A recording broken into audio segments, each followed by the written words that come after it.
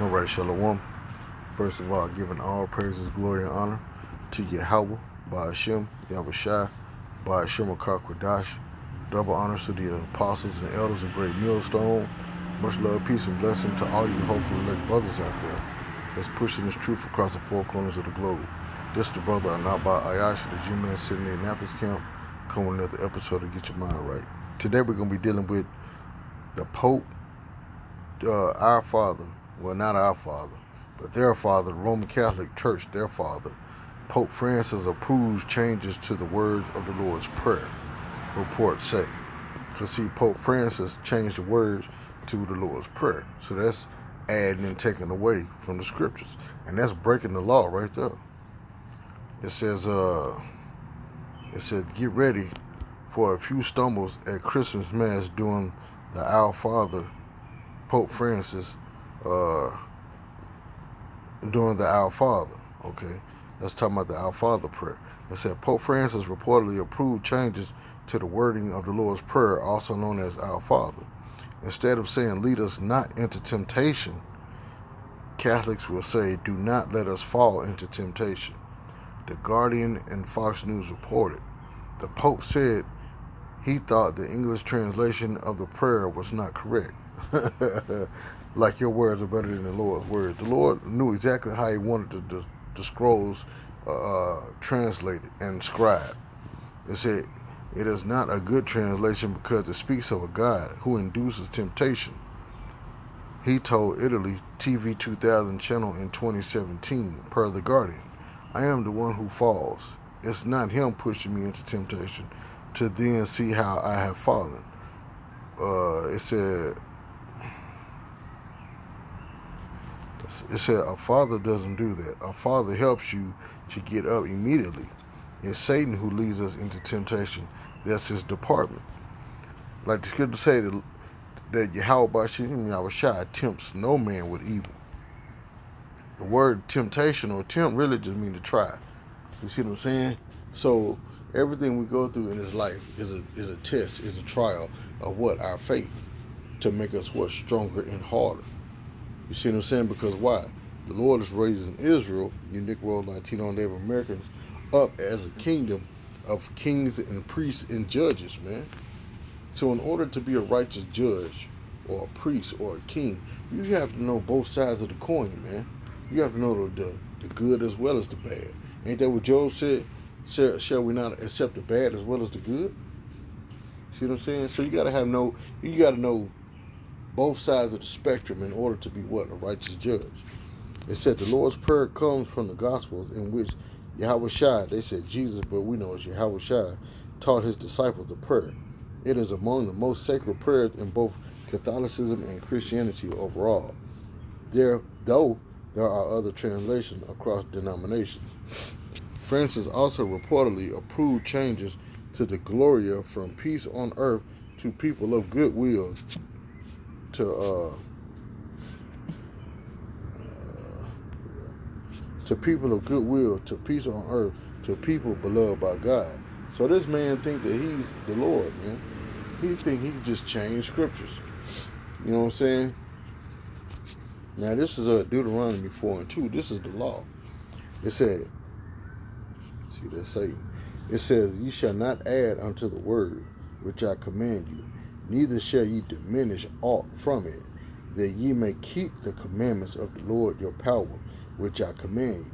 So like it said, ye shall not add unto the word which I command you, neither shall ye diminish aught from it. So you're not supposed to add or take away from the words of YAHAWASHI. That's strike one. All right. Next scripture, still in Deuteronomy, in the law, in the Torah, the Thawara. It's Deuteronomy 12 and 32. What things soever I command you, observe to do it. Thou shalt not add thereto, nor diminish from it. That's strike two. The Lord is telling you not to add or take away from his word. All right? That's strike two. Can I find another one through the Spirit? Revelations 22. All right. Going down to verse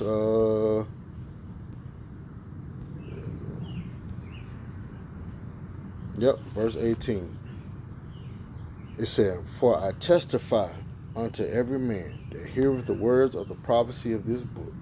If any man shall add unto these things, the Most High shall add unto him the plagues that are written in this book." That's strike 3. So guess what, Pope Francis? Going back to the top.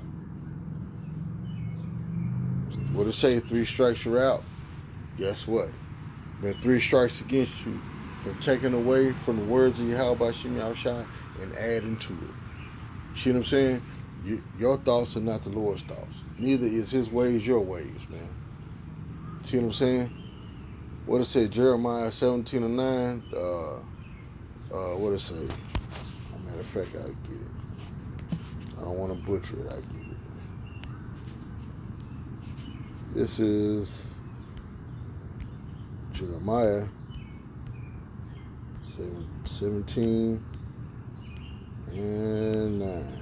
It says, "The heart," meaning the mind, "is deceitful," meaning what? It'll lie to you, "above all things, and desperately wicked. Who can know it?" You see what I'm saying?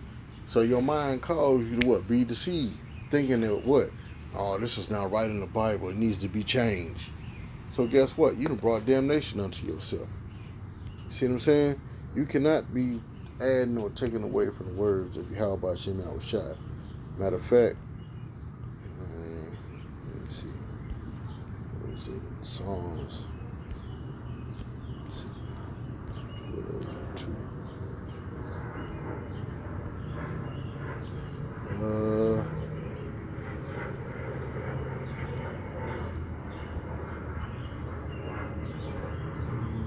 Well, I'll read that. Psalms 12 and